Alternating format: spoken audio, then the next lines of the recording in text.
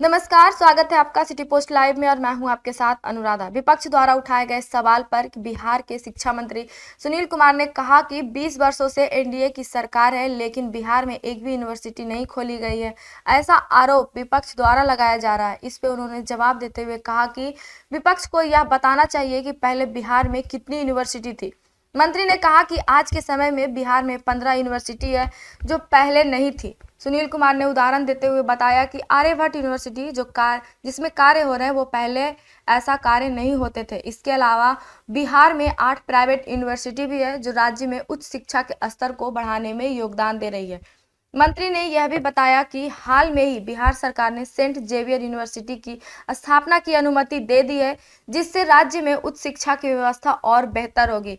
इसके साथ ही सुनील कुमार ने यह भी कहा कि बिहार के लिए जो ग्रांट पहले 2005 में 1400 से 1500 करोड़ रुपए थी, अब वह बढ़कर 7000 करोड़ रुपए से अधिक हो गई है। तो यह दर्शाता है कि राज्य में शिक्षा के क्षेत्र में विकास और सुधार के लिए लगातार काम किए जा रहे हैं।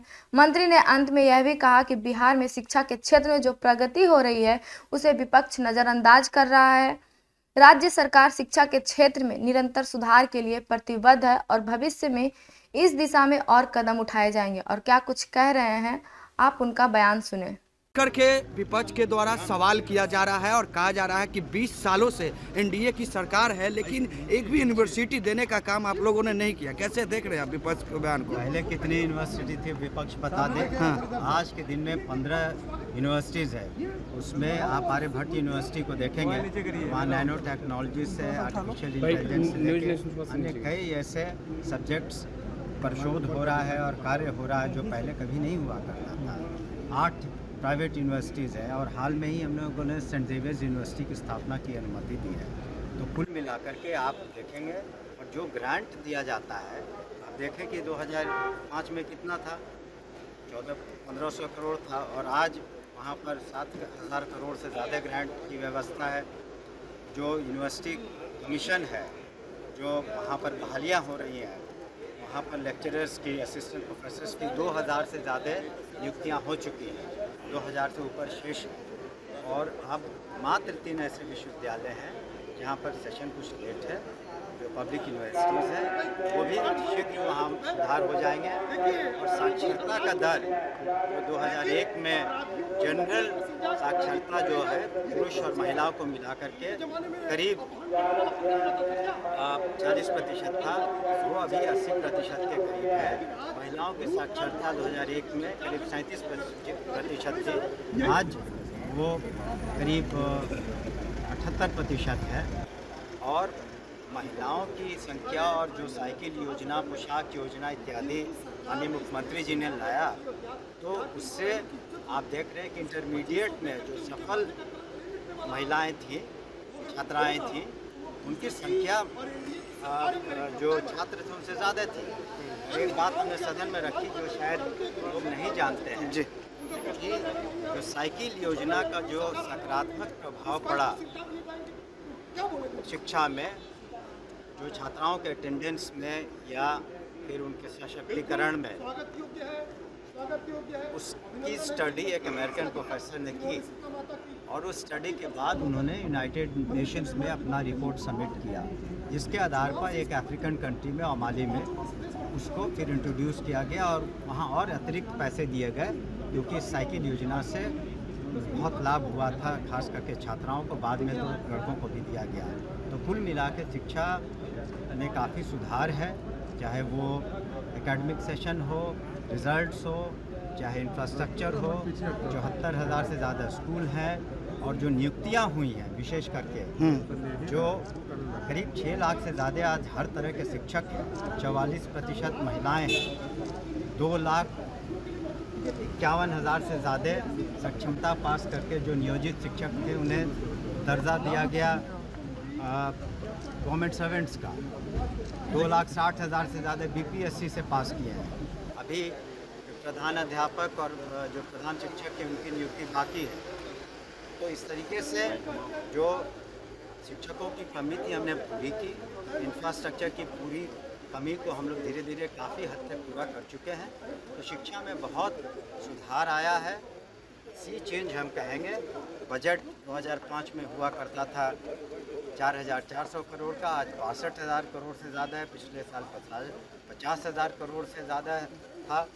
हम लोग क्लास 1 से 8 तक फ्री में सारी पुस्तकें देते हैं, टाइम पर देते हैं। 1 करोड़ 8 लाख से ज़्यादा मिड डे मील सरकार प्रोवाइड करती है। पौष्टिक आहार बालिकाओं को और बालकों को, छात्र छात्राओं को, इस तरीके से बहुत सुधार हुआ है। और जो ठीक ही माननीय मुख्यमंत्री जी ने बजट का करीब 20% इसीलिए शिक्षा विभाग को रखा है कि इसमें हमारा भविष्य निर्भर करता है। छात्र छात्राओं की पठन पाठन ठीक से हो, पढ़ाई ठीक से हो, वो अच्छे छात्र छात्राएं बने और साथ ही साथ वो अच्छे नागरिक। आपने बाबा बागेश्वर आपके गृह जिला में गए थे। सरकार है बिहार में, अपोजिशन सवाल पूछ रहा है कि पटना यूनिवर्सिटी को अभी तक सेंट्रल यूनिवर्सिटी का दर्जा आप लोग क्यों नहीं दिला पा रहे हैं? हम लोगों ने मांग की थी, लेकिन पटना यूनिवर्सिटी अभी भी नैक के एक्रेडिशन में आप देख लें, वहाँ ऐसे तो कोई कमी नहीं है, वो मांग रही है। लेकिन पटना यूनिवर्सिटी का जो पठन पाठन का कार्यक्रम है ससमय होता है। रिसर्च का हमारी बेहतरीन यूनिवर्सिटीज़ में से एक है और उनको नैक का एक्रेडिशन भी मिला हुआ है, तो उसमें कोई पढ़ाई की गुणवत्ता में कमी नहीं है। बाबा बागेश्वर जो हैं आपके गृह जिला पहुंचे थे, उनसे क्या मुलाकात हुई आपकी? देखिए, हमें वहाँ पदाधिकारियों ने बताया था कि बाबा बागेश्वर जिस दिन आए थे हमारे विधानसभा क्षेत्र में, पहले तो हम लोगों ने सभी ने स्वागत किया था उनका। उस दिन हमारे 2 कार्यक्रम थे, एनडीए का एक मीटिंग थी और एक और कार्यक्रम था, तो वो पूर्व निर्धारित कार्यक्रम थे। वहाँ के पदाधिकारियों ने हमें बताया कि इतने बजे अमुक समय पर मुलाकात हो सकती है, तो मैं दर्शन के लिए गया था। लेकिन उस वक्त वो व्यस्त रहे होंगे, तो वक्त कम था इसलिए, और 400-500 कार्यकर्ता और नेतागण आ चुके थे एनडीए मीटिंग के लिए, तो वहाँ जाना मेरा निहायत ज़रूरी था। एक मीटिंग थी आने वाले चुनाव को लेकर के और होली मिलन भी था, इसलिए हमारी विभाग को मुलाकात। आपने हिंदू राष्ट्र 50,000 बनाने रुपया प्रधानाचार्य को देने की बात की है स्कूल मेंटेनेंस को लेकर के, मगर कई विधायक है जो कह रहे थे कि एक कमेटी का जो है गठन पर हो। हम लोग उसमें वो बहुत छोटे मोटे जो ट्यूबलाइट या छोटे मोटे रिपेयर के लिए, देखिए इसकी पीछे सोच समझ लीजिए। आप प्रधानाध्यापक शिक्षकों को, शिक्षिकाओं पर जो स्टूडेंट्स को पढ़ाते हैं, जो उनका भविष्य उनके हाथ में है, तो कम से कम इतना तो भरोसा करना चाहिए कि थोड़ी सी राशि अगर उनके हाथों में दे दी जाए तो छोटे छोटे कामों के लिए उन्हें डिस्ट्रिक्ट एजुकेशन ऑफिसर या ब्लॉक पर नहीं निर्भर करना पड़ेगा। एक छोटी सी भी अगर आपको ट्यूबलाइट सारे ख़राब हैं, पंखे ख़राब हैं, या इस तरह के पेयजल में थोड़ी बहुत समस्या है, तो इतना तो अधिकार आप प्राइवेट स्कूल्स में भी देखते होंगे कि प्रिंसिपल बहुत कुछ खुद करा लेते हैं। लेकिन